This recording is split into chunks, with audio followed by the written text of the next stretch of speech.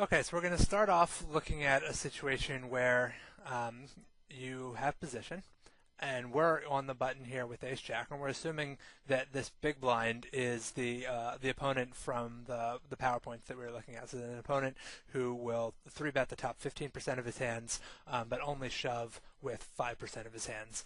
And because of the size of our four bet when we have position on him, he's sometimes going to flat call as well. And when he does flat call, the I don't want to give you the impression that we're assuming he'll never flat call with those big hands.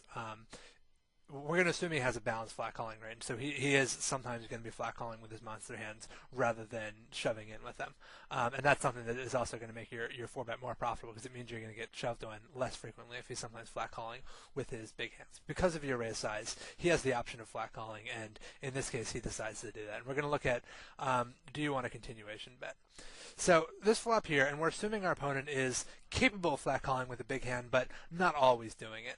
And we don't know what exactly his range is going to be, but assuming that he's probably actually more likely to flat call. Most people are going to be more likely to flat call with hands like hands that have high floppability, rather than hands that are necessarily high on like a hot and cold equity chart. So I'd say he's probably more likely to flat call with like a queen jack suited or a 10-9 suited than he is with an ace queen or an ace 8 or something like that.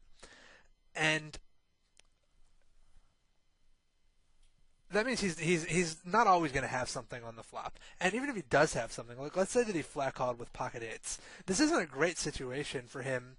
He can't be thrilled if all the money goes in here on the flop. He's got to figure his eights are going to be behind. I mean, you four bet him, and your four betting range probably does include every or most hands that dominate his pocket eights. So what he's really doing, if he were to like check shove here with pocket eights, would be turning his eights into a bluff. And I mean, maybe he gets called by like ace seven or pocket sixes, but I'm not going to recommend that you make those calls against a lot of opponents.